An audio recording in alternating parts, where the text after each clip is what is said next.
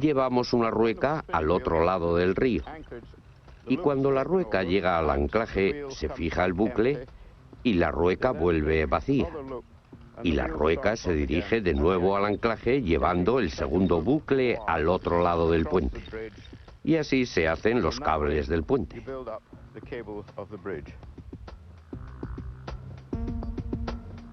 Luego, el cable se ancla en el suelo con una enorme cantidad de hormigón. ¿Cuántos hilos de acero hay en este fantástico artilugio? Pues en total unos 15.000 hilos, pero en realidad solo hay 37 hilos y cada uno de ellos cruza el río 400 veces. ¿Y qué vida, qué duración tienen prevista? Se supone que durarán unos 120 años y ese es realmente el tendón de Aquiles del puente colgante. Es muy difícil sustituirlo y alguien dijo una vez que tratar de sustituir los cables de un puente colgante es como si vas al dentista y te dice, tiene los dientes y las muelas bien, pero hay que estirparle las encías. Los grandes pasos dados adelante en la tecnología del sistema de suspensión han permitido que los ingenieros alarguen la longitud, conectando así a más personas a mayores distancias. Pero una vez que los cables fueron perfeccionados, estaba claro que los ingenieros de todo el mundo tenían que trabajar mucho en los tramos o vanos. Vano.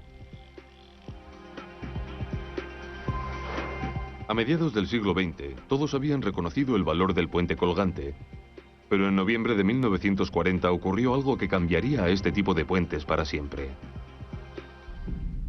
El puente de Tacoma Narrows en el estado de Nueva York se inauguró en julio de 1940 y saltó a la fama instantáneamente. Bautizado con el nombre de Galloping Gertie, el puente que acababan de inaugurar comenzó a oscilar incontrolablemente. Hace que se me erice el pelo de la nuca solo con pensarlo, porque no apetece nada ir allí. Es algo realmente horrible. El 7 de noviembre de 1940, Galloping Gertie se desmoronó. Para los diseñadores nada volvería a ser igual. El desmoronamiento del puente de Tacoma Narrows fue un toque de diana para los diseñadores de puentes colgantes. Por procurar la esbeltez, habían subestimado la fuerza del viento. El misterio estaba en el hecho de que el puente Tacoma había sido diseñado para resistir vientos de 200 km por hora. Sin embargo, la velocidad del viento el día 7 de noviembre de 1940 era de solo 65 km por hora. La clave para desentrañar el misterio se encontraría en un fenómeno llamado frecuencia natural. La frecuencia natural es algo que le resultará muy familiar a cualquier persona a la que le guste la música. Es la nota que emite algo. Si pulsas la cuerda de una guitarra o de un violín, oyes una nota que tiene una frecuencia concreta. Y ocurre lo mismo con los puentes. Aquí tenemos tres estructuras. Cada una de ellas tiene una frecuencia natural distinta. La frecuencia natural es la frecuencia a la que quiere vibrar si la pulsas. Y aquí tenemos una frecuencia natural muy lenta. Aquí tenemos una muy rápida y aquí una intermedia. En esta prueba, la frecuencia natural del puente de Tacoma Narrows es más semejante a la lenta. Cuando los vientos impactan sobre un puente, crean muchos torbellinos llamados vórtices. Los problemas empiezan cuando dichos vórtices tienen la misma frecuencia natural que el puente. Eso se llama resonancia.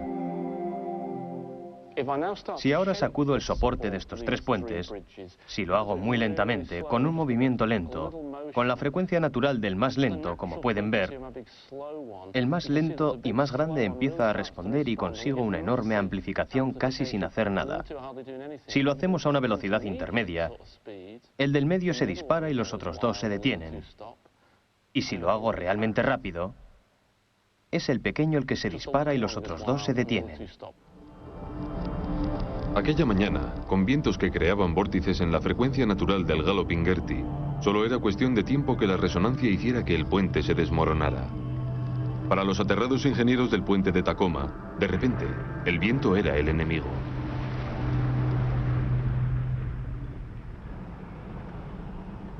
Volvieron a la mesa de dibujo y descubrieron que el modo de combatir la resonancia era construir más vigas bajo el puente, un armazón de apuntalamiento.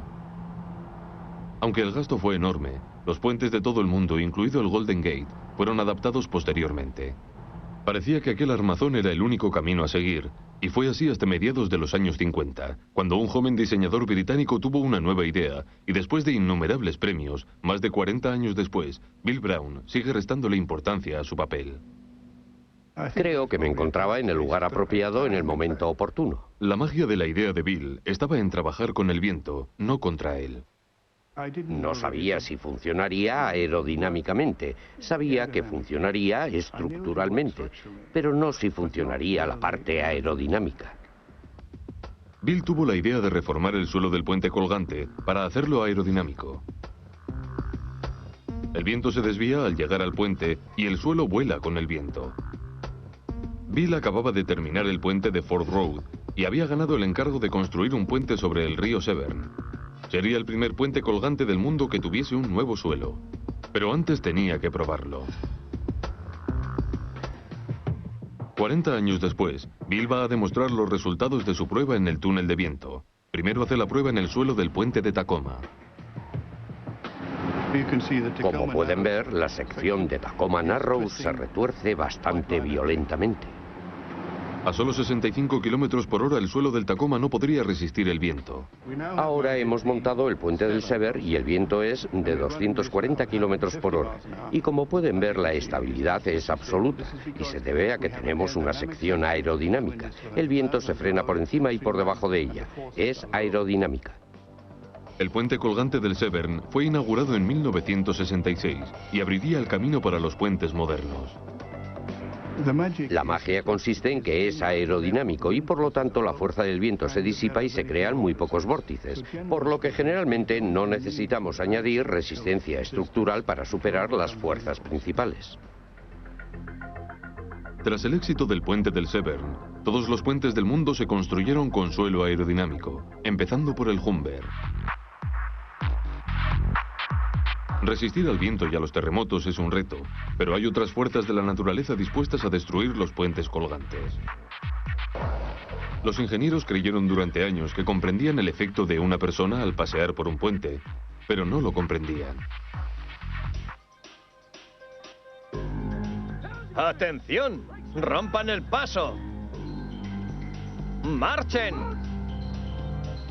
Todos sabemos que el ejército romano tenía que romper el paso para cruzar un puente. Y el motivo era que al caminar muy uniformemente, muchas personas ponen el pie en el suelo al mismo tiempo. Y si resulta que un puente tiene una frecuencia próxima a esa, los romanos debieron de descubrir hace 2000 años que si no rompían el paso, acabarían derribando los puentes.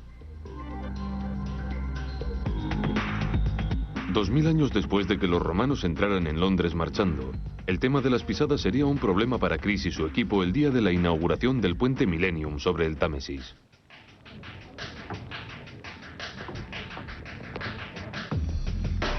El día de la inauguración, junio del año 2000, y el puente hizo lo que nadie esperaba, comenzó a oscilar de un lado a otro.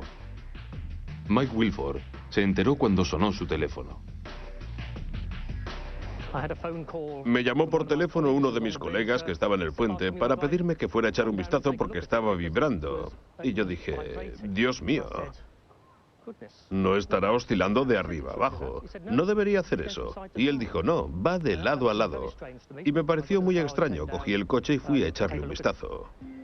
El puente oscilante captó todos los titulares y se convirtió en la comidilla de la ciudad. Es el tipo de cosas que uno teme, evidentemente. Detesto el hecho de que el puente no funcionara perfectamente. Nos dio un poco de vergüenza que el puente se bambolease de un modo que nadie había predicho y que nadie esperaba. Los diseñadores tenían que hacer algo, y rápidamente. Al observar el puente, los ingenieros descubrieron que la oscilación se debía a las pisadas de la gente. Había gente suficiente, y aunque parezca extraño, todos decidieron caminar a la misma velocidad, exactamente, y no comprendíamos qué estaba ocurriendo. Lo que la gente hacía era sincronizar la caída del pie, y no de arriba abajo como los soldados cuando marchan, sino de un lado a otro. Lo que descubrimos fue que cuando el pavimento sobre el que caminamos se mueve de un lado a otro, tendemos a sincronizar los pasos con ese movimiento, y además separamos más los pies para tener más equilibrio. Eso incrementa las fuerzas laterales sobre el sistema, y la oscilación aumenta gradualmente.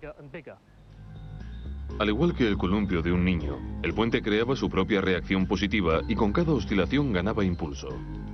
El movimiento recibió el nombre de excitación lateral sincrónica.